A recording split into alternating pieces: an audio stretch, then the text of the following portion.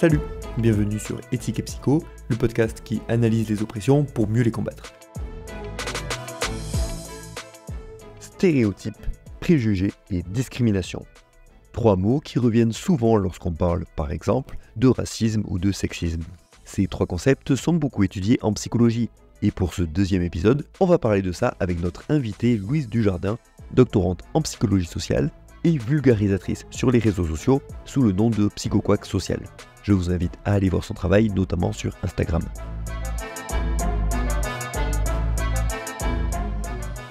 Et en plus des stéréotypes envers les groupes discriminés en premier lieu, on parlera aussi des stéréotypes envers ceux qui s'opposent aux discriminations, avec l'exemple des féministes et des véganes.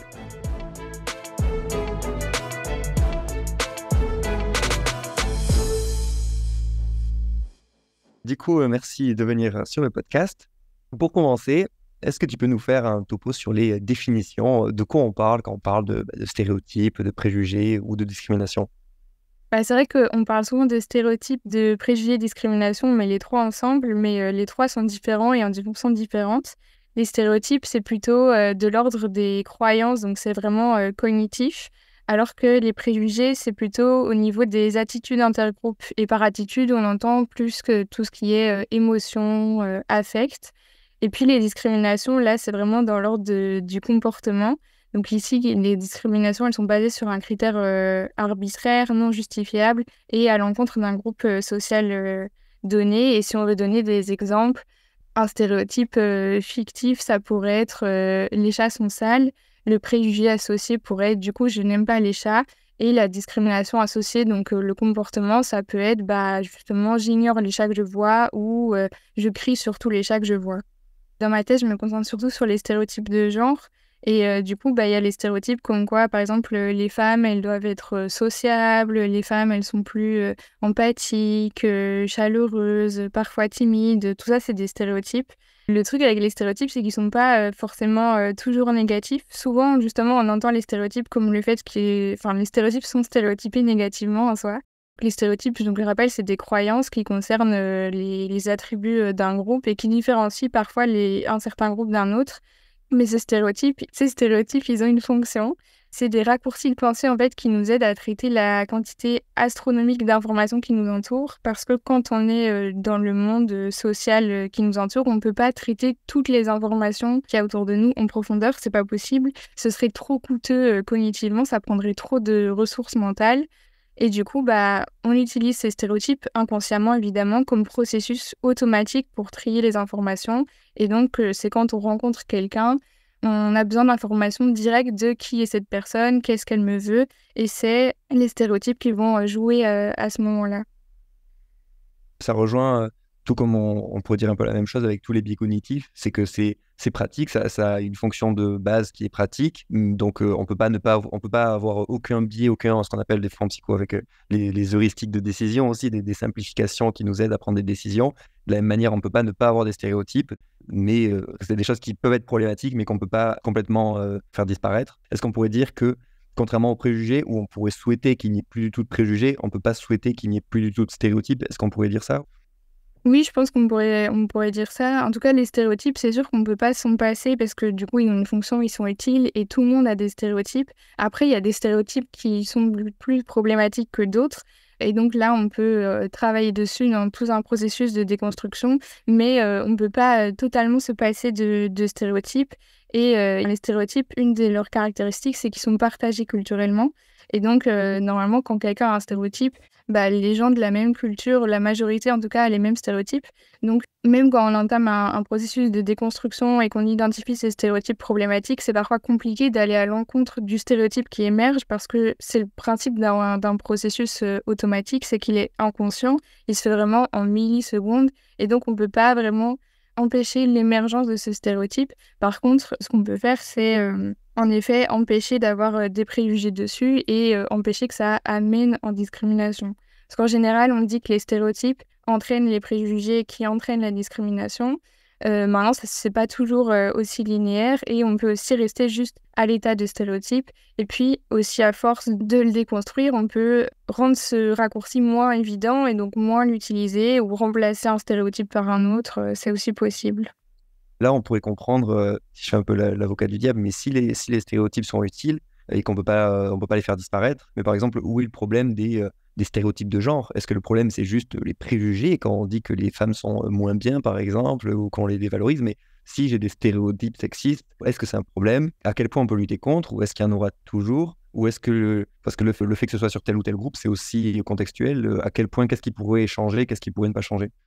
Beh, en fait, si la fonction de base du stéréotype est utile et fonctionnelle, le problème des stéréotypes, c'est que on peut aussi les classer en 2 catégories. Il y a les stéréotypes qui sont purement descriptifs, donc qui ont juste pour but de décrire une réalité. Et donc ceux-là, en général, ils peuvent poser moins de problèmes. Mais il y a aussi d'un autre côté les stéréotypes qui sont prescriptifs. Et là, souvent, ils posent problème parce que justement, ils vont prescrire le stéréotype, justement, parfois prescrire un comportement. Et pour reprendre l'exemple du coup des stéréotypes de genre, le problème avec le fait que on dit que les femmes soient chaleureuses et douces, c'est justement que c'est prescriptif. C'est pas juste les femmes sont chaleureuses, c'est les femmes doivent être chaleureuses. Et il y a eu des articles comme ça, notamment un article, je crois, de La Colette et collègues, il me semble, en 2010, qui travaillent sur les stéréotypes prescriptifs et qui ont montré qu'en fait, les stéréotypes prescriptifs sont un outil pour les groupes dominants envers les groupes minoritaires ou subordonnés pour justement les conformer, entre guillemets, à un comportement. Et donc, ici, si on reprend l'exemple, le groupe dominant, c'est les hommes qui vont du coup prescrire un stéréotype aux femmes, comme quoi elles doivent être chaleureuses, douces, gentilles, etc. Et elles sont obligées, entre guillemets, de se comporter comme ça, parce que si elles ne le font pas, si elles dérogent à cette prescription du stéréotype, elles vont subir des sanctions sociales. Donc ça peut être juste le fait d'être perçues négativement, mais ça peut aller jusqu'à un certain backlash, donc backlash plutôt genre retour de bâton, un peu représailles, qui peut se manifester par des comportements d'ignorance, de mise à l'écart, mais ça peut aller jusqu'aux moqueries, voire parfois dans les cas les plus extrêmes aux agressions verbales ou physiques. Ça rejoint le fait que des fois, ça peut être assez compliqué de comprendre où est le problème dans certains stéréotypes, notamment ceux qui ont l'air positifs, parce que justement, il y a cette charge normative, prescriptive, où en fait, il y a des attentes, même si c'est pas explicite. Des fois, on se dit, ah ben non, c'est juste la plupart des tels groupes sont comme ça. On prétend pas qu'il y ait un impératif et des injonctions, mais c'est un peu comme ça que les gens peuvent le ressentir. Et je pense notamment à des stéréotypes tout à fait positifs. Il y a notamment des stéréotypes positifs envers les Asiatiques, ou même on pourrait dire le stéréotype je fais d'être dans le care, d'être dans la bienveillance. En soi, c'est positif. Ou les stéréotypes de la force ou quoi. Il y a des stéréotypes qui peuvent sembler positifs, mais qui peuvent mettre une certaine pression parce que voilà, la personne asiatique qui n'est pas aussi bonne en maths que ce que les autres attendent, ouais, c'est un stéréotype positif, mais ça peut quand même peser assez fortement sur les individus, quoi. Oui, c'est ça, parce que du coup, ça devient un peu de la prescription. Et le problème avec ces stéréotypes prescriptifs, c'est vraiment que dès que les gens ne correspondent pas à ce stéréotype, ils peuvent subir du backlash, ils peuvent subir des répressions ou des conséquences en fait qui sont négatives. Et du coup, bah là, on est dans tout le problème classique de stéréotypisation qui peut entraîner de la discrimination, etc. Et donc, dans ce cas-là, c'est vraiment coller une étiquette et les gens qui ne correspondent pas à cette étiquette, du coup, subissent des conséquences. Et même aux gens qui correspondent à l'étiquette, mais qui ont l'étiquette, peuvent avoir cette pression de justement absolument devoir coller à cette étiquette. Ou justement, et là on rentre dans l'idée de la menace du stéréotype, c'est que si on a un stéréotype, même parfois négatif envers les gens peuvent avoir la pression de ne pas vouloir se conformer à ce stéréotype, enfin ne pas vouloir représenter ce stéréotype. Et donc, ça peut, ce stress, en fait, de ne pas vouloir se conformer au stéréotype, vient prendre les ressources mentales et donc vient réduire les performances. Du coup, oui, il y a quand même des conséquences négatives au fait d'avoir un stéréotype, qu'il soit positif ou négatif, parce que le fait que le stéréotype soit positif ou négatif n'a pas vraiment de lien avec les valeurs morales de manière générale, parce qu'ils peuvent tous les deux avoir des conséquences négatives. La menace du stéréotype, c'est donc quelque chose d'assez intéressant, peut-être qu'on peut définir, mais qui en tout cas est quand même assez controversé. Alors j'ai un script de vidéo qui n'a jamais fait le show, mais qui était bien entamé, où j'avais tout un passage là-dessus, où j'avais pas encore réussi à faire assez de recherches pour trancher ça, parce que ça m'a l'air assez complexe.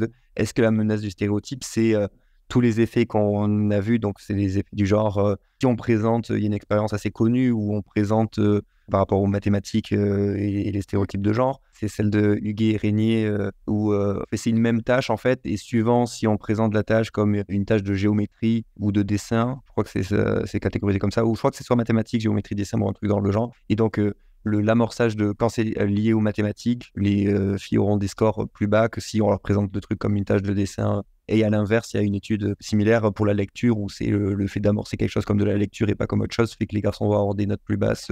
Voilà, c'est ce genre d'étude. Cet effet, à quel point il est surestimé, enfin, j'ai cru comprendre qu'il était assez surestimé, mais est-ce qu'il y a quand même un effet, juste il est beaucoup plus faible que ce qu'on pensait, ou est-ce qu'au finalement il n'y a pas vraiment d'effet du tout? Voilà, je ne sais pas à quel point on a plus de données pour trancher à quel point il y a un effet là-dessus. Là, comme ça, sur cette expérience-là, je sais pas vraiment, je saurais pas trancher s'il y a un effet ou pas, juste sur celle-là, mais je sais que de manière générale, c'est vrai que les études sur la menace du stéréotype sont assez controversées parce que souvent, quand il y a un effet, il est assez faible et il n'est pas toujours réplicable. Donc, des gens qui ont fait une expérience sur la menace du stéréotype, cette expérience a été répliquée par soit les mêmes, soit d'autres gens, et finalement, ces personnes n'ont pas retrouvé l'effet, donc ça veut dire que est-ce qu'il y a un effet ou pas? Je pense que la question aujourd'hui n'est pas tranchée encore sur la façon dont la menace du stéréotype agit, s'il y a vraiment un effet. Je pense que ce qu'on est à peu près sûr, c'est que l'effet n'est pas fort, en tout cas, il est faible. Après, je pense que c'est quand même intéressant de, même si l'effet est faible, de prendre conscience que ça existe, surtout dans tout ce qui est milieu académique, parce que comme l'idée de la menace du stéréotype, c'est vraiment que ça vient prendre en fait une partie de tes ressources mentales et que du coup, ça baisse ta performance. Bah, dans le milieu académique, notamment, bah, par exemple, avec les filles en mathématiques, les premières études sur la menace du stéréotype, il me semble que c'était avec les performances académiques des Noirs versus les Blancs. Et du coup, bah, je pense qu'en tant que professeur, c'est bien d'avoir ça en tête et de savoir que bah, potentiellement, il y a un effet comme ça qui peut jouer un peu, qui n'expliquera jamais l'ensemble de la note de la personne, mais qui peut avoir une légère influence. Et même si elle est légère, elle est suffisante pour être prise en compte. Quand tu disais finalement les stéréotypes, c'est un peu la question du bon et du mauvais chasseur. Est-ce qu'il y a un bon et un mauvais stéréotype? Et est-ce que ça rejoint l'idée que les bons stéréotypes, c'est ceux qui sont juste descriptifs et les mauvais, les normatifs? Ou est-ce que peut-être que dans les stéréotypes juste descriptifs, il y en a quand même qui ont des conséquences négatives? Je pense que même un stéréotype descriptif peut avoir des conséquences négatives en soi. Après, est-ce qu'il y a un bon et un mauvais stéréotype? C'est compliqué de répondre à cette question et en fait, le stéréotype à la base, c'est juste vraiment une fonction cognitive et du coup, mettre une valeur morale dessus. Enfin, on sait qu'il y a des stéréotypes qui sont mauvais et je pense que du coup, un bon stéréotype, c'est un stéréotype qui juste remplit sa fonction de raccourci de pensée pour aider à traiter son environnement plus rapidement, etc. Mais qui ne vient pas entacher le jugement, les préjugés, donc les attitudes des gens envers d'autres groupes, ne vient pas changer le comportement. Et ça, je pense que du coup, ce serait un bon stéréotype ou en tout cas un stéréotype neutre. Pour mieux comprendre la distinction stéréotype-préjugé, donc préjugé, c'est quand, du coup, il y a une valence affective. Et je me dis, il y a des fois des termes. Si par exemple, je dis, bah, tel groupe, ils sont bêtes, on pourrait dire que c'est purement descriptif. Si je dis ils sont stupides, c'est descriptif, mais il y a quand même. Est-ce qu'il n'y a pas un certain jugement de valeur quand on utilise ces termes-là, souvent? Oui, mais c'est souvent du coup étroitement lié quand il y a des stéréotypes qui sont du coup bah, connotés négativement. Cette connotation négative, elle entraîne du coup en général des émotions négatives entre guillemets. Et donc un groupe qui est stéréotypé et stupide, ça va très souvent en effet être fortement lié à un préjugé négatif où du coup bah oui, il y a une espèce de valence émotionnelle négative où c'est pas valoriser des stupides, c'est pas fou, on n'a pas spécialement envie d'aller vers eux, etc. Et du coup, ça peut, oui, il y a une distance émotionnelle qui se met et du coup, ça peut être très, très fortement lié aux préjugés. Et c'est pour ça que des fois, c'est même compliqué de désimbriquer en fait stéréotypes et préjugés parce que l'un entraîne l'autre presque automatiquement. Maintenant, c'est tout à fait possible, bah, de nouveau, si on, avec un processus de déconstruction ou même simplement quelqu'un qui n'est pas déconstruit, mais c'est pas quelque chose qui l'atteint, juste se dire factuellement ce groupe est stupide, mais j'en pense rien. Genre, je m'en fiche, j'ai pas d'émotion, j'ai pas d'attitude. Et si ça n'empêche pas cette personne bah, je sais pas, d'aborder ce groupe pour répondre à un sondage ou d'aborder ce groupe pour faire un travail universitaire ou je sais pas quoi, bah du coup, c'est un stéréotype qui ne va pas amener aux préjugés et ou à la discrimination, quoi. Mais c'est vrai que du coup, c'est en général, ce genre de stéréotype est fortement lié aux préjugés et c'est aussi un peu le problème des stéréotypes négatifs. Tu as dit que c'était que souvent on pensait que le stéréotype amenait le préjugé et souvent la discrimination, mais que c'était pas forcément le cas. Moi, ça me fait penser du coup à ce que j'avais justement vu en cours où ça me semblait pas du tout tranché comme question, justement, que il y avait, il me semble, différents modèles. Donc certains qui pensent effectivement c'est d'abord le stéréotype, puis le préjugé, puis la discrimination, mais d'autres qui vont dire ah ben non, c'est d'abord le préjugé. Enfin, il y a plusieurs ordres. Et d'un point de vue peut-être plus matérialiste, on pourrait peut-être supposer ah ben, est-ce que c'est pas d'abord la discrimination qui entraîne un préjugé et un stéréotype pour légitimer la discrimination? Est-ce qu'on a plus d'infos pour essayer de trancher un peu ce débat de quel ordre ou est-ce que ça n'a pas trop de sens d'essayer de vouloir un ordre et qu'il n'y en a pas vraiment?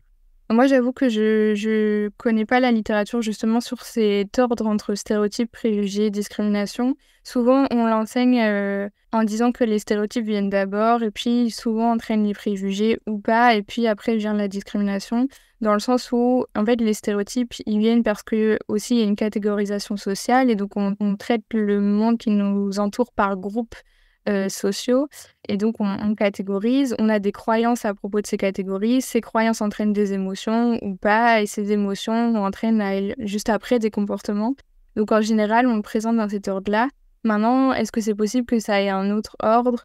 Ça me paraît pas impossible là comme ça. Je pense que si c'est l'ordre qu'on présente classiquement, c'est que c'est sans doute l'ordre qui doit arriver le plus souvent. Après, est-ce que c'est pertinent de déterminer un ordre?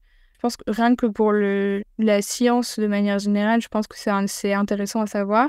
Maintenant, dans la pratique, j'imagine que si on peut déterminer lequel arrive avant, on peut aussi déterminer comment agir pour que l'un puisse empêcher l'autre et casser un peu la cascade. Donc si par exemple on sait que c'est toujours les stéréotypes qui arrivent avant, ben, on sait qu'en agissant sur les croyances, vu que les stéréotypes sont les croyances, on va pouvoir empêcher après qu'il y ait une attitude qui en découle et puis de la discrimination qui en découle.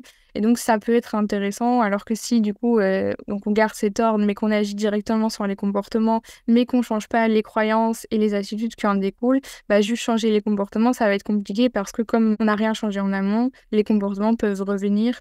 Donc, je pense que d'un point de vue intervention, ça peut être quand même intéressant de savoir lequel arrive d'abord. Et je pense que du coup, classiquement, c'est plus souvent le stéréotype. Après, du coup, c'est possible qu'il y ait d'autres ordres qui entrent en jeu. Ça, je suis pas calée sur l'ordre des trois. Tout à l'heure, tu as fait une distinction entre les stéréotypes descriptifs et prescriptifs. Est-ce qu'il y a d'autres distinctions? Est-ce qu'on peut catégoriser les stéréotypes en d'autres catégories ou en différentes caractéristiques? Bah, il y a des stéréotypes qui peuvent être positifs et négatifs aussi, comme on a parlé. Et alors, il y a surtout le fait que les stéréotypes, en général, on les catégorise en deux grandes dimensions fondamentales. Et donc, ça se présente en deux axes, donc un axe horizontal et un axe vertical. L'axe horizontal, en général, on l'appelle axe ou dimension de chaleur. Et l'axe vertical, on l'appelle en général dimension de compétence. Pourquoi on catégorise les stéréotypes en chaleur et compétence? D'une perspective évolutionniste, c'est parce que quand on croise quelqu'un pour la première fois, la première chose que notre cerveau a besoin de savoir, c'est est-ce que cette personne veut nous faire du mal ou non? C'est la dimension de chaleur. Et puis juste après, est-ce qu'elle est capable de nous faire du mal ou non? Et c'est la dimension de compétence. Et du coup, on peut classer en fait un peu tous les groupes autour de ces deux axes en fonction de s'ils sont plus ou moins chaleureux, plus ou moins compétents. Si on prend par exemple le groupe social avocat, les avocats stéréotypiquement, ils sont compétents mais un peu moins chaleureux. Si on prend le groupe social infirmière, pour rester dans les professions, les infirmières, stéréotypiquement, elles sont plus hautes en chaleur, mais du coup, elles sont considérées comme étant un peu moins compétentes. Et donc, ça donne 4 cadrans en fonction de si on est haut, bas en compétences, haut, bas en chaleur. Et donc, on peut classer vraiment tous les groupes sociaux dans ces 4 cadrans. Et du coup, on a parlé des stéréotypes de genre. Bah, typiquement, les femmes, elles sont donc hautes en chaleur, basses en compétences. Elles sont dans ce cadran-là. Et donc, les hommes, ils sont dans le cadran inverse, donc haut en compétences, mais plus faibles en chaleur. Et le problème, de nouveau, avec ces stéréotypes de chaleur-compétence, c'est que pour les femmes, bah, comme on l'a dit, ils sont prescriptifs. Donc là, tu fais référence donc au SCM de Suzanne Fiske, c'est ça, au stéréotype content model? Oui, le SM, du coup, forcément, utilise ces deux dimensions fondamentales. Après, il utilise d'autres modèles de tête. Je sais qu'il y a le Dual Perspective Model. Il y a un modèle qui utilise les termes Agency Communion. Mais en gros, les auteurs se sont retrouvés. Ils ont sorti un article en 2021 où en gros, ils ont mis un peu les points communs et les différences entre leurs différents modèles et ils s'accordent pour dire que les deux modèles s'appuient sur les mêmes deux dimensions fondamentales.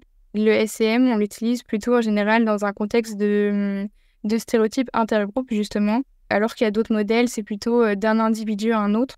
Donc ça dépend en fait un peu de l'objectif, de qu'est-ce qu'on compare et de qu'est-ce qu'on va catégoriser. Et donc c'est vrai que souvent on utilise le SCM parce qu'on est souvent dans des stéréotypes intergroupes, donc classer ce groupe social plutôt que cette personne. Donc voilà. D'accord, c'est pas spécifique au SCM, donc cette classification chaleur-compétence. Ouais. Mais c'est vrai que le SCM a développé sa théorie, enfin c'est Suzanne Fiske qui a développé cette théorie de son côté, pendant qu'il y en a d'autres. De nom, je sais qu'il y a Abele qui a aussi fait un modèle qui a parlé de agency communion, donc pour aussi, c'est un peu d'autres termes pour aussi parler un peu de compétences chaleur. Et il y a d'autres auteurs aussi qui ont développé des modèles. Je sais que Isorbit a parlé du modèle de compensation, qui dit qu'en gros, quand on catégorise un groupe social comme étant haut en compétences, on a par compensation, on le catégorise comme étant plus faible en chaleur. Je me rappelle plus bien du pourquoi, mais je me rappelle d'une étude sur les Belges et les Français, où les Belges, ils sont classés plus chaleureux, mais du coup, en compensation moins compétents. Donc, ils ont l'air, c'est des bons vivants, mais du coup, un peu stupides. Alors que les Français, ils sont moins chaleureux, mais par compensation plus compétents. Donc là, les Français, ils sont plus intelligents et tout, mais ils sont aigris, par exemple, plus de mauvaise humeur et tout. Donc voilà, ça c'est intéressant aussi, même s'il y a des groupes qui peuvent être bas dans les deux ou haut dans les deux. C'est quand même intéressant. Je sais qu'il y a des études qui ont été faites justement sur les femmes qui gravissent les échelons dans une entreprise, qui deviennent du coup, qui ont un haut poste initialement et stéréotypiquement réservé plutôt pour les hommes. Ces femmes, du coup, sont considérées comme plus compétentes puisque professionnellement, elles ont réussi, c'est factuel. Mais du coup, par compensation, elles vont perdre en chaleur et elles sont considérées comme moins chaleureuses. Quand on parle de stéréotypes, je pense qu'on pense souvent aux stéréotypes envers les groupes discriminés, mais les stéréotypes, ça s'applique à tous les groupes. Est-ce que c'est une différence avec le préjugé ou j'imagine qu'il y a des préjugés envers certains groupes, mais pas tous, alors que des stéréotypes, à partir du moment où on catégorise des légendes en groupe, envers un groupe, il y aura forcément des stéréotypes envers ces groupes. Oui, je pense qu'on peut dire ça parce que il y a automatiquement des croyances associées. Ça découle de la catégorisation sociale, de pouvoir se dire automatiquement tel groupe remplit telle fonction, tel groupe telle fonction. Et donc, automatiquement, il y a des stéréotypes, même s'ils peuvent être plus ou moins légers et plus ou moins forts, plus ou moins positifs, plus ou moins négatifs. On peut en prendre plus ou moins compte en fonction de la pertinence du moment, de à quel point on doit interagir avec ce groupe ou non. Il peut y avoir un milliard de nuances là-dessus, mais je pense qu'à partir du moment où on catégorise, il y a quand même énormément de chances, si pas d'office, qu'il y ait des stéréotypes sur ces groupes, oui. Surtout parce que c'est un processus automatique qui se fait dès qu'on croise des gens.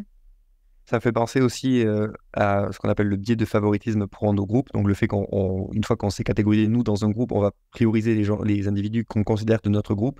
Et ça aussi, cette catégorie, elle peut se faire à partir du moment où on crée des groupes. Donc il suffit que n'importe quelle différence, on la rende saillante et qu'on en fasse un groupe. Et j'en avais parlé dans la toute première vidéo d'ailleurs. Et ouais, donc on peut expérimentalement, il y a des études là-dessus intéressantes où on peut créer, il suffit qu'on présente au sujet de l'expérience, qu'on leur fasse catégoriser eux comme faisant partie de tel groupe, et ils vont de suite prioriser les gens de leur groupe et au détriment de l'autre groupe, alors qu'il n'y a aucun élément particulier, c'est juste un groupe A et groupe B, quoi. Oui, tout à fait. C'est vrai que ce biais est très fort. On parle en psychologie sociale d'endogroupe pour son propre groupe, le groupe interne, donc les gens du même groupe que soi. Et on parle d'exogroupe pour groupe extérieur à soi, donc il y a d'autres caractéristiques et tout. Et ce qui est intéressant justement dans notre sujet de discrimination, etc., on parlait de stéréotypes prescriptifs où les groupes dominants, ils vont prescrire des comportements aux groupes minoritaires. Et ça me ramène un peu à la notion de privilège, du coup, où il y a, donc, dans notre société, il y a des privilèges sociaux, dont les principaux sont les privilèges masculins, le privilège blanc, le privilège hétérosexuel, le privilège cisgenre et le privilège valide, donc valide qui signifie sans handicap. Et ces privilèges sociaux, donc, enfin, c'est des groupes, du coup, de gens privilégiés aussi. Donc, un homme, par exemple, son endogroupe, c'est les autres hommes et son exogroupe, ça va être les femmes, si on prend de la dimension du genre et qu'on catégorise les groupes sur le genre. Une des caractéristiques de ces privilèges, c'est qu'en général, ils sont invisibles parce qu'ils se caractérisent par l'absence de quelque chose. Et donc, on ne remarque pas, quand on est privilégié, que quelque chose n'a pas eu lieu. L'exemple classique, c'est quand une personne racisée va rentrer dans un magasin et va se faire suivre tout le magasin par un vigile parce que stéréotypiquement, ces personnes sont pauvres ou sont des voleurs et du coup, elles vont d'office forcément voler le magasin. Quand on est une personne blanche, on ne va pas se faire suivre par le vigile dans le magasin, mais bon, on ne va pas le remarquer parce qu'on ne va pas notifier dans notre tête qu'il y a eu une absence de suivi par le vigile. Et du coup, c'est ça qui rend un peu ces privilèges invisibles pour les personnes qui sont privilégiées. Il y a aussi les biais comme quoi on se rappelle plus des événements négatifs que des événements positifs et tout qui rentre en jeu. Et du coup, il y a ces privilèges qui existent, mais il y a quand même des gens qui font partie du groupe privilégié, qui vont vouloir défendre les groupes minoritaires parce que ils sont pas d'accord, ils sont contre le statu quo. Le statu quo, c'est un peu la société comme elle est actuellement. Et ce qui est intéressant, c'est que ces gens qui font partie de l'un de groupes, mais qui vont avoir des opinions différentes. Donc, par exemple, un homme qui se range aux côtés des féministes, cette personne, bien qu'elle fait partie d'un groupe et que du coup, elle est censée avoir des attributions plus positives avec ce biais de favoritisme endogroupe et tout, le fait d'avoir des comportements qu'on appelle antinormatifs, il peut y avoir un effet black sheep ou effet mouton noir en français, où du coup, cette personne, comme elle a des comportements antinormatifs, bah, du coup, on la met plus à l'écart, on la sanctionne plus parce qu'elle met en fait à mal ce temps de groupe parce elle adopte des règles contraires, des comportements contraires. Et ça, c'est assez intéressant justement dans tout ce qui est militantisme et aller à l'encontre de ces privilèges, c'est qu'on aura tendance à sanctionner les comportements antinormatifs et parfois plus fort encore quand ça vient de l'endogroupe que de l'exogroupe. Antinormatif, c'est le fait d'aller contre les normes attendues, par exemple, si on ne correspond pas aux normes de genre, c'est un comportement antinormatif, par exemple, c'est ça? Ici, comme je l'entends, c'est plutôt dans le fait, oui, d'adopter des comportements qui vont à l'encontre des normes du groupe, donc des règles implicites du groupe. Donc là, par exemple, un homme qui se range aux côtés des féministes, c'est pas un comportement attendu parce que c'est dans l'intérêt du groupe qui a le privilège masculin de continuer, par exemple, la prescription des stéréotypes envers les femmes. Et justement, les stéréotypes de genre, ils sont très parlants, je trouve, parce que prescrire aux femmes de fait d'être douces et chaleureuses, ça avantage énormément le groupe dominant parce que une femme douce et chaleureuse, si elle doit être comme ça, bah c'est bien pratique pour ne pas qu'elle se rebelle parce que le fait d'être chaleureux, gentil et tout, ça empêche des comportements de rébellion et ça empêche des comportements où justement de remise en cause en fait du statu quo de l'ordre établi parce que on est censé être douce, donc on se rebelle pas parce qu'on n'a pas ces attitudes, enfin ces comportements d'intelligence, etc. En termes de stéréotypes évidemment. Et du coup, un homme qui serait antinormatif dans le groupe serait un homme qui aussi refuserait de voir les femmes comme étant juste douces et chaleureuses, qui encouragerait les femmes qui sont justement moins comme ça, plus assertives, plus sûres d'elles, qui vont plus dans justement les stéréotypes de compétences ou justement les femmes qui se rebellent, qui vont à l'encontre de ces stéréotypes. Et donc, ça perturbe le statu quo des privilèges actuels où les hommes dominent les femmes en termes de relations intergroupes. Et donc, c'est antinormatif parce que c'est pas les comportements attendus de juste, entre guillemets, profiter de cette domination et donc sanctionner les groupes minoritaires qui sortent des rangs. Et donc, ça viendrait mettre à mal le groupe, surtout quand ça vient de l'intérieur, en fait. Ce qu'on veut peut-être préciser d'ailleurs, pour que ce soit assez clair, c'est que les stéréotypes, c'est pas juste, par exemple, les hommes qui ont des stéréotypes envers les femmes ou les blancs envers les noirs. En fait, les stéréotypes, c'est quelque chose de partagé par tout le monde. Et du coup, des personnes, même dans des groupes discriminés, peuvent avoir des stéréotypes envers elles-mêmes ou même des attentes de genre. C'est vraiment quelque chose qui est intériorisé dans la population en général. Oui, évidemment. Comme le fait que, d'un point de vue totalement psychologie sociale, tout le monde peut aussi subir de la discrimination. La différence, c'est que du coup, il y a des discriminations qui sont systémiques et d'autres non. Et donc, on sort, là, du coup, arrive le racisme, le sexisme et tout, qui sont des discriminations systémiques. Maintenant, le fait de subir un comportement sur un critère arbitraire, tout le monde en soi peut subir ça un jour dans sa vie. Comme le fait que tout le monde peut faire l'objet de stéréotypes et tout le monde a des stéréotypes. Et en effet, comme les stéréotypes sont culturellement partagés, ils ont souvent cette caractéristique d'être intériorisés. Et donc, une personne peut avoir des stéréotypes à propos de son propre groupe qui sont délétères ou à propos d'un groupe qui subit les mêmes discriminations, mais répéter les stéréotypes qu'elle a pour elle-même. Parce qu'en fait, c'est tellement ancré, automatique, que du coup, c'est intériorisé et la personne ne se rend pas compte que ces stéréotypes actuels sont délétères en fait pour elle-même. C'est vraiment le cas aussi dans tout ce qui est normes de genre et tout, c'est que c'est aussi pour ça que ça peut être difficile de s'en défaire, c'est qu'on les a intériorisés et que c'est difficile de penser les choses autrement quand on a intériorisé les choses même envers soi-même, quoi. Oui, c'est clair. Et en plus, il y a ce côté où, en plus du fait que c'est intériorisé, et donc c'est dur de sortir de ça, de prendre conscience du fait que du coup, on fait partie du groupe minoritaire, etc. Il y a le fait que, inconsciemment, je pense, même parfois consciemment, on sait que si on sort du rang, on peut subir du backlash, on peut subir des sanctions, etc. Et donc, ça peut empêcher justement le fait de vouloir sortir de ça et déconstruire ces stéréotypes. Et du coup, finalement, il y a des situations où c'est un peu confortable, justement, les stéréotypes intériorisés, notamment aussi et là, on rentre dans tout ce qui est théorie de justification du système. Et c'est le fait que donc cette théorie de justification du système, elle a été amenée en 1994 pour la première fois par Jost et Banerjee. Et l'idée, c'est que les gens sont motivés à croire que le monde dans lequel ils vivent est juste et légitime. Et c'est pas juste, ils croient que le monde est juste, c'est vraiment, ils sont motivés à le croire juste. Ils ont envie de croire que ce monde est juste parce que ça leur apporte plus de confiance en l'avenir, plus d'espoir.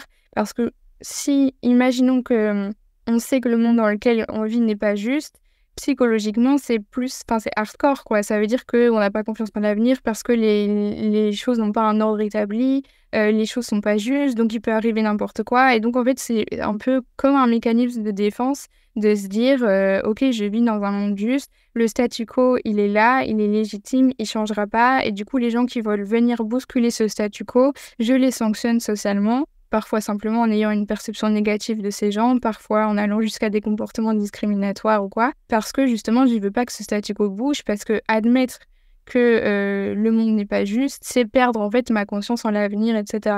Et donc ça, c'est pas confortable. Psychologiquement, c'est assez coûteux, assez négatif. Et du coup, rester dans ces stéréotypes intériorisés, ne pas vouloir se déconstruire et justifier le système actuel, c'est quand même des comportements qui arrivent souvent, et on le voit souvent justement dans le cas des stéréotypes de genre. Des femmes qui légitiment le sexisme ou qui trouvent ça tout à fait normal, ou qui sont les premières à dire que c'est normal, il faut qu'elles aient un enfant, que c'est leur rôle, etc. Parce que finalement, c'est presque un mécanisme de défense, et au moins elles seront mieux vues par les hommes par rapport aux femmes justement qui sont anti-normatives, justement, qui vont à l'encontre des normes du système et tout. Et c'est très bien illustré aussi par le sexisme bienveillant, ce côté récompense, punition des gens qui restent dans leurs stéréotypes ou qui en vont à l'encontre. Le sexisme ambivalent, c'est une forme de sexisme à deux branches qui contient le sexisme bienveillant et le sexisme hostile. Le sexisme hostile, c'est classiquement le sexisme comme on l'entend, donc c'est une répression envers les femmes qui sortent des stéréotypes prescrits de genre, qui sortent de leur rôle de genre traditionnel. Et le bienveillant, c'est la notion de protection des femmes, donc c'est tous les comportements chevaleresques, comme quoi l'homme est fort et l'homme doit protéger la femme qui, elle, est plus faible, etc. Et donc ça, c'est plus une notion subjective, et ce sexisme bienveillant, en général, il est plus réservé aux femmes qui restent dans leur rôle de genre, et les études ont montré que les femmes, autant que les hommes, adoptent le sexisme bienveillant, parce qu'en fait, il est plus insidieux. Autant le sexisme hostile, on est un peu moralement d'accord sur le fait qu'il faut pas être sexiste dans les grandes lignes, c'est pas bien d'être sexiste, alors que le sexisme bienveillant, le fait d'avoir des comportements chevaleresques, on retrouve toute la galanterie. L'idée de la galanterie rentre dans le sexisme bienveillant. Ça, c'est plus comme ça insidieux, c'est plus socialement accepté, donc les gens se rendent pas compte, et donc les gens sont on est tous un peu sexistes bienveillants au minimum. Cette croyance en un monde juste, elle pousse un peu au statu quo, parce que le monde, ok, il y a des choses qui peuvent au premier abord paraître problématiques, mais en fait elles sont là parce que c'est normal, le monde finalement il est juste, et il n'y a pas besoin de se révolter contre les inégalités parce qu'elles sont là pour des raisons, quoi.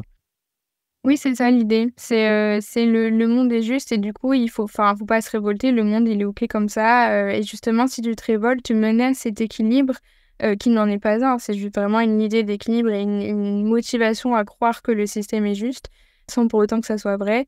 Mais donc ce qui menace l'équilibre, du coup, bah, justement, est menaçant et du coup et peut faire l'objet de sanctions sociales. La croyance en un monde juste, la justification du système, c'est un peu lié avec le concept de méritocratie. Donc, étymologiquement, la méritocratie, c'est vraiment la domination par le mérite et c'est le fait que, du coup, bah, il faut mériter, travailler pour avoir du mérite. Et donc, il y a des gens qui sont plus méritants que d'autres, etc. Et la société actuelle est dans ce système de méritocratie. Et donc, bah, il y a beaucoup de gens aussi qui vont légitimer la méritocratie. Et on voit que, en général, les gens qui croient en la justification du système et qui croient en la méritocratie ont des conséquences similaires, notamment sur une moindre identification au féminisme. Il y a des effets en fait similaires entre la méritocratie et la croyance en un monde juste. Ouais, et donc là, les stéréotypes, notamment négatifs, ils vont aussi servir à justifier le système. Donc, dans cette optique de la croyance en un monde juste, il y a une hiérarchie. Les gens, ils ont mérité ce qui leur arrive. Et donc, les gens qui ont réussi, c'est parce que voilà, ils ont travaillé et c'est pas parce qu'ils ont eu un énorme héritage ou parce qu'ils ont eu voilà, qu'ils étaient dans une famille où ils avaient telle condition de privilégiés. Et ceux qui, à l'inverse, ceux qui n'ont pas réussi, donc il y a des stéréotypes envers les pauvres. Ils travaillent pas assez, ils sont feignants. Voilà, on va leur remettre la faute dessus et ça fait fi un peu de tous les facteurs contextuels quoi, qui font que les gens réussissent effectivement ou pas. Quoi. Oui, c'est ça, parce que du coup, ça rend le truc un peu juste. Si t'as travaillé, t'y as droit. Si t'as pas travaillé, t'y as pas droit. Et donc, si t'es pauvre et que t'arrives pas à monter et tout, bah, c'est que t'as pas assez fait. Et du coup, ça vient contribuer à légitimer le système comme il est actuellement, alors que dans les faits, c'est pas du tout ça. Et il y a plein de caractéristiques qui empêchent le fait qu'une personne en bas de l'échelle socio-économique n'arrive pas à monter, etc. Mais du coup, là, on rentre plus dans une perspective sociologique que je maîtrise aussi un peu moins. Mais du coup, oui, la méritocratie peut être un outil aussi pour croire en un monde juste que, en fait, t'avais qu'à travailler plus. Moi, si je suis arrivée là, c'est parce que j'ai travaillé, etc. Et les gens, ils pensent vraiment parce que ça rentre dans cette justification du système, quoi.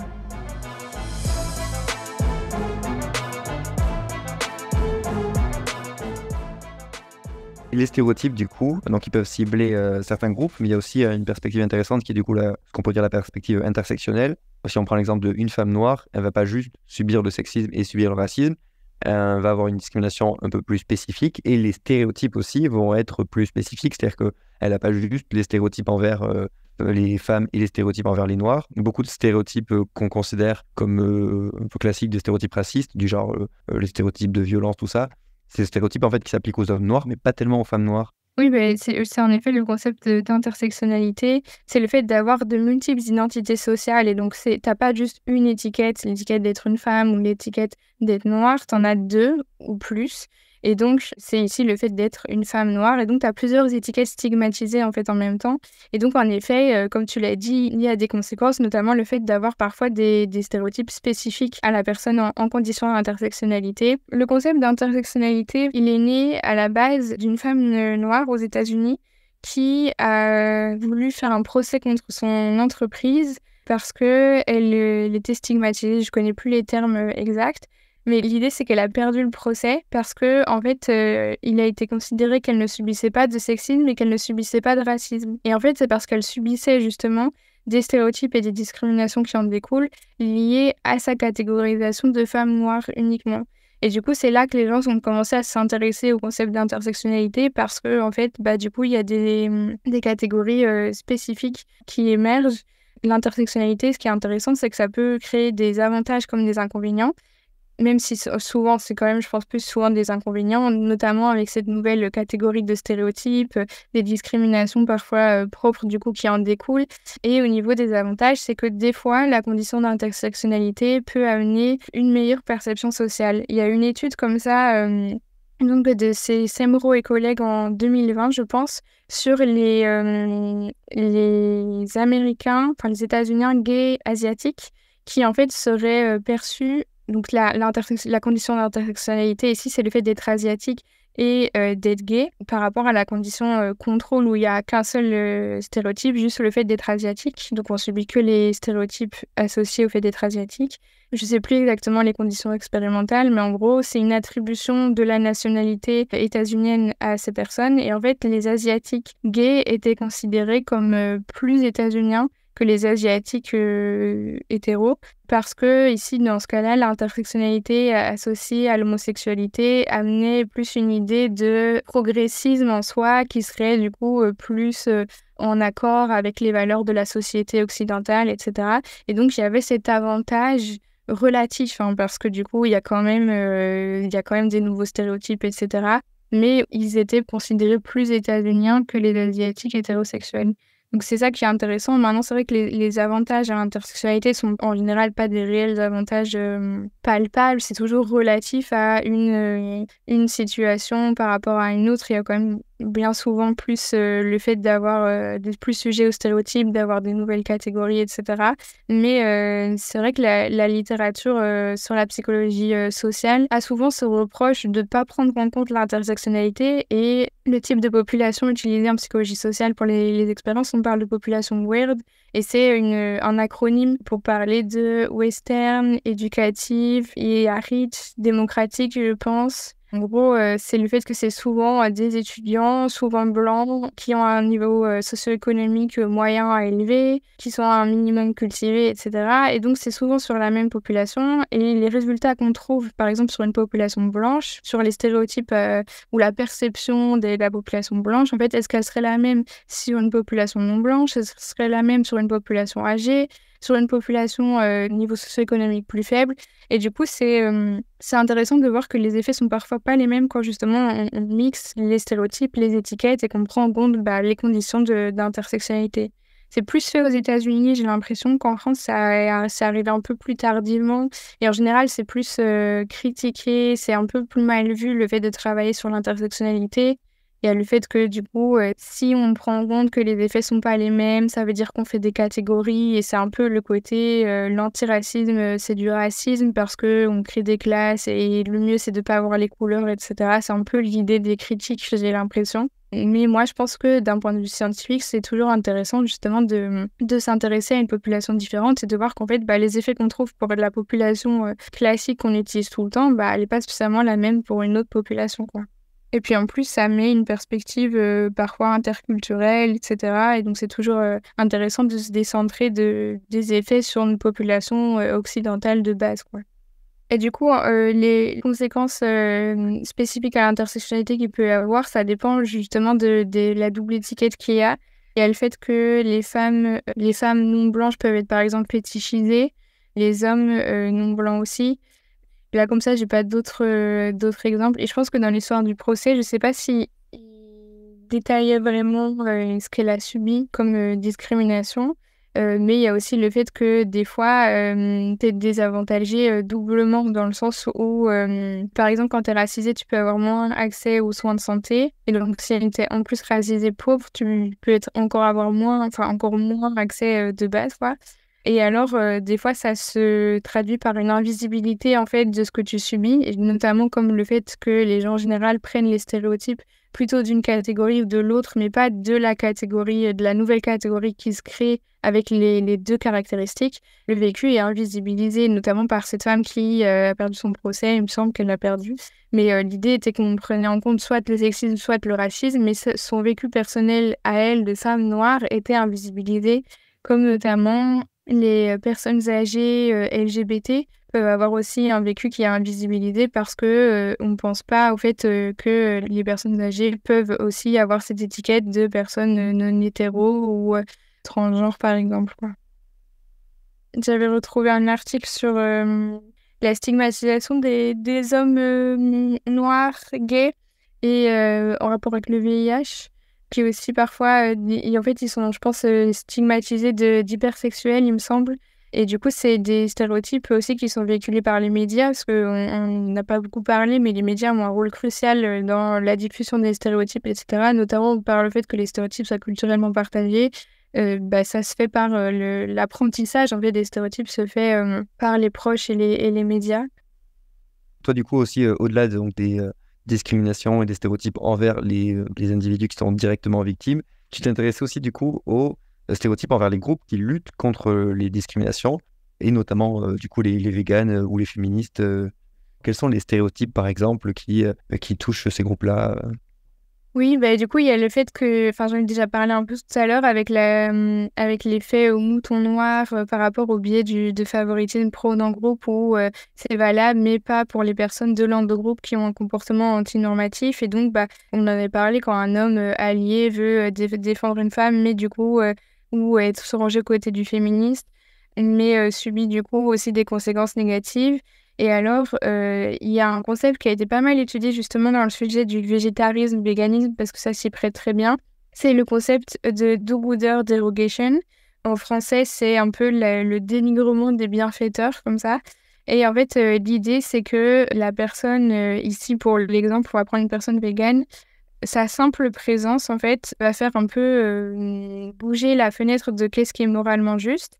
Et donc, les gens qui sont pas véganes et qui mangent à cette même table, alors même que la personne végane n'a rien dit, vont s'imaginer que la personne végane se sent moralement supérieure ou les trouve moralement inférieure ou que cette personne moralement supérieure, ils vont anticiper qu'elle pourrait leur faire des critiques. Et du coup, pour stopper ça directement et ne pas subir en fait cette idée d'être moralement inférieure, ils vont dénigrer la personne qu'elle pense qui se croit moralement supérieure. Et donc, c'est cette fameuse stigmatisation, entre guillemets, des personnes véganes, contrairement justement aux stéréotypes, puisqu'il existe ce stéréotype, comme quoi une personne végane va toujours se vanter du fait qu'elle est végane, elle va toujours étaler ce sujet sur la table et vouloir convertir tout le monde au véganisme, etc. Bah justement, dans les faits, en général, une personne qui est végane ne le dit pas ou s'exprime moins parce que justement, elle sait qu'elle peut être dénigrée ou être moquée par les personnes autour de la table qui, selon le principe de do-gooder derogation, vont dénigrer la personne qui est moralement supérieure à elle, quoi. Et donc, par rapport à l'idée des alliés dont j'ai parlé juste avant, il y a aussi un peu le fait que dans un groupe d'hommes, s'il y en a un qui vient à prendre des positions féministes et à défendre une femme ou à critiquer une publicité sexiste, par exemple, il y a cette idée que si les autres l'ont pas fait ou y ont pas pensé avant, ça veut dire que celui qui l'a fait, il est moralement supérieur, etc. Et donc, on va le dénigrer parce qu'on n'a pas envie d'être considéré comme moralement inférieur, parce que c'est inconfortable. Et même si le concept de moralité est différent envers les cultures, ce qui ressort globalement, mondialement, c'est qu'on a quand même envie d'être moral. On a envie d'être perçu comme une personne morale. Sinon, c'est un peu une atteinte à notre identité morale. Et donc, on va, oui, dénigrer la personne qui fait un acte qu'on considère moralement supérieur. Parce qu'on s'imagine que cette personne, du coup, peut nous critiquer ou que ça nous rend littéralement moralement inférieurs.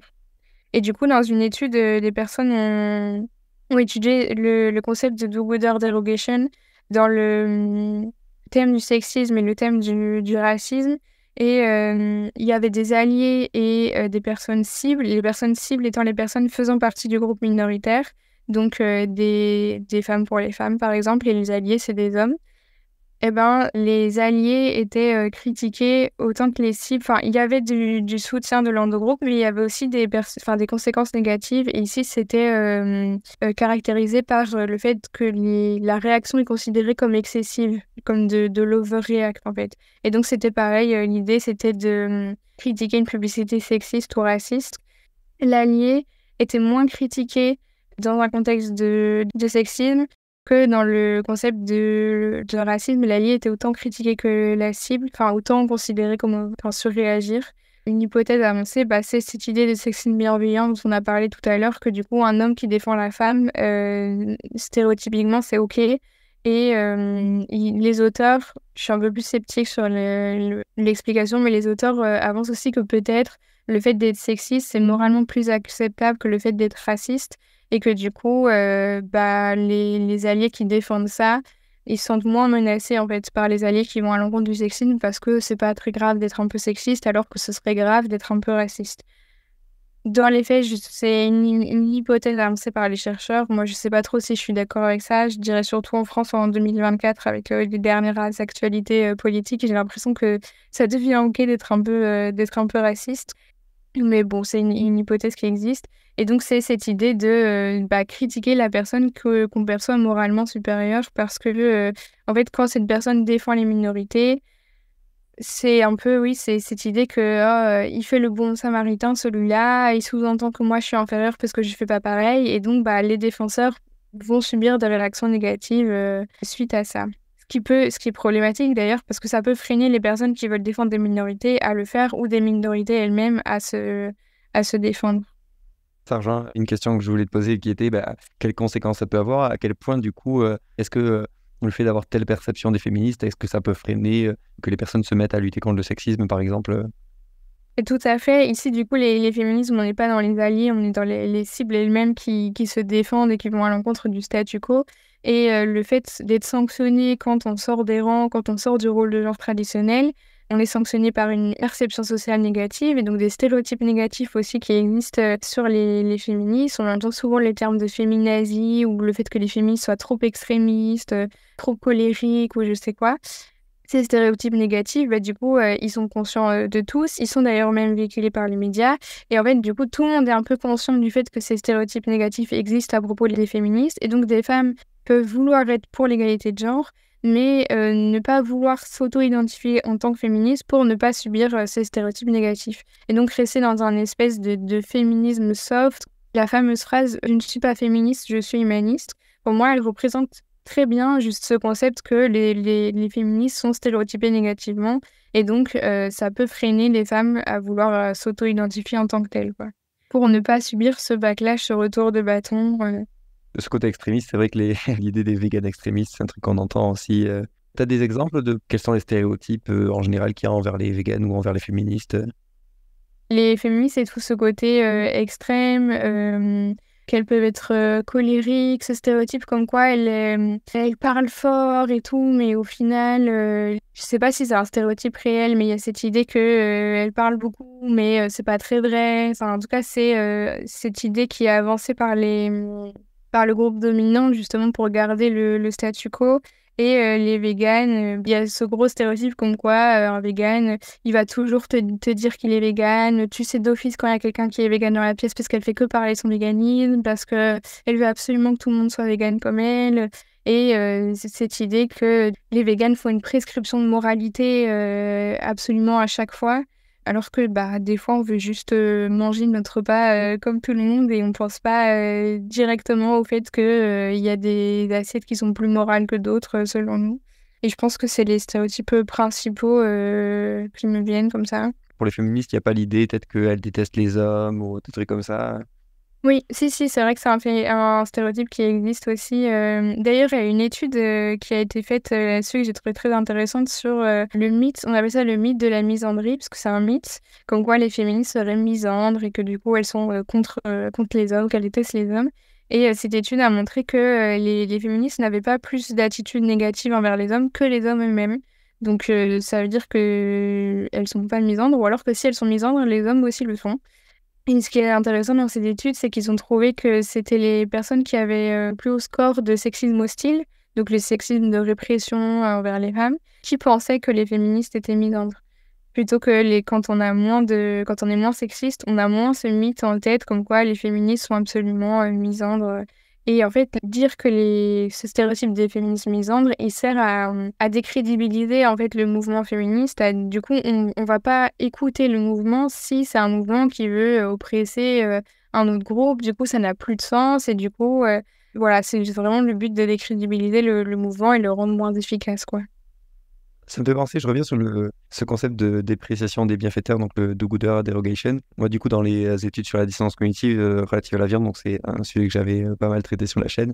Dans toutes les stratégies de réduction de la dissonance, ce concept de do-gooder derogation, il est listé aussi parce que c'est vraiment une stratégie où il suffit effectivement que la personne voit un végétarien ou qu'on l'expose dans une étude expérimentale, par exemple, on expose les gens à des végétariens sans même que la personne végétarienne en parle ou quoi. Et ça suffit que la personne effectivement juge négativement la personne végétarienne, mais aussi se mette dans un état de dissonance cognitive, donc qu'elle commence à culpabiliser et qu'elle mette en place les stratégies de réduction de la dissonance, de légitimation de la consommation de viande ou de, par exemple, minimiser l'importance des animaux, ce genre de choses, par exemple. Je trouve que c'est assez impressionnant comment on peut facilement engendrer ce genre d'effet.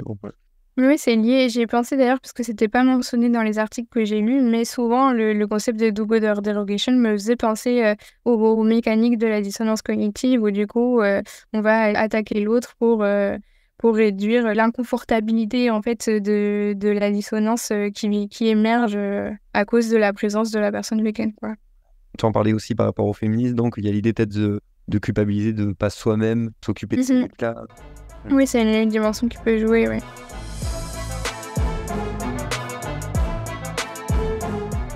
On arrive du coup à la fin de cet entretien.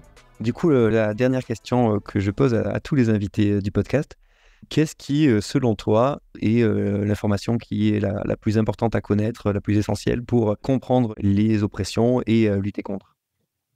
Moi, je pense que c'est conscientiser ces biais, ces stéréotypes. Parce que comme on a dit, du coup, ils sont automatiques, ils arrivent, ils sont culturellement partagés, donc on ne se rend pas toujours compte qu'on en a. Mais le fait de les conscientiser, le fait d'entamer un processus de déconstruction et de se dire, tiens, quand je vois tel groupe, et du coup, c'est coûteux cognitivement, c'est long, c'est pas facile, mais quand je vois tel groupe, j'ai telle pensée, j'ai telle croyance qui émerge, est-ce que c'est OK parce que ça n'a pas de conséquences ou est-ce que c'est pas OK parce que justement ça amène des préjugés, ça amène de la discrimination et c'est participer à, par exemple, un racisme systémique, un sexisme systémique. Et du coup, le fait de conscientiser ça et de le déconstruire pour essayer de se dire non, ce n'est pas vrai, les femmes ne sont pas toutes empathiques, les femmes ne veulent pas toutes des enfants, etc. Bah, du coup, le fait de conscientiser ça, de le déconstruire, ça va permettre de stopper justement ces comportements de discrimination, comme on avait parlé tout à l'heure. Et pour moi, c'est vraiment ça qui est important. D'ailleurs, je pense qu'il y a dans un processus de déconstruction, il peut souvent y avoir de la culpabilisation où justement on se dit, je pense ça, quand je vois tel groupe, j'ai pensé ça, c'est pas bien. Mais ça arrive de manière automatique et je pense que s'il y a culpabilisation, il y a quand même volonté de changer ça. Donc je dirais pas que c'est négatif, mais que ça sert à rien de se blâmer dans le sens où, comme on a dit, c'est un processus automatique. Mais ce qui est important, justement, c'est de le prendre en compte, conscientiser ça, conscientiser le stéréotype, de se dire, OK, j'ai ce stéréotype qui vient, mais ce n'est pas vrai, déjà. C'est un stéréotype, ne pas le prendre pour argent comptant et potentiellement, à force de le conscientiser, de pouvoir le changer ou que juste, au pire, il émerge dans un contexte où, justement, il est tellement ancré que le cerveau fait ressortir ce stéréotype, on n'en tient pas compte et il n'en découle aucun préjugé, aucune discrimination parce qu'on est conscient que c'est juste une croyance fausse dans ce cas-ci qui émerge mais qui ne doit pas orienter mes actions, quoi. Merci Louise. Merci à toi. J'invite du coup à nouveau les auditoristes à aller te suivre du coup sur Instagram, sur ton compte Psychobox Social. Merci. Merci à toi pour l'invitation, c'était très intéressant et j'espère avoir pu apporter des notions intéressantes et avoir pu potentiellement planter des graines de réflexion.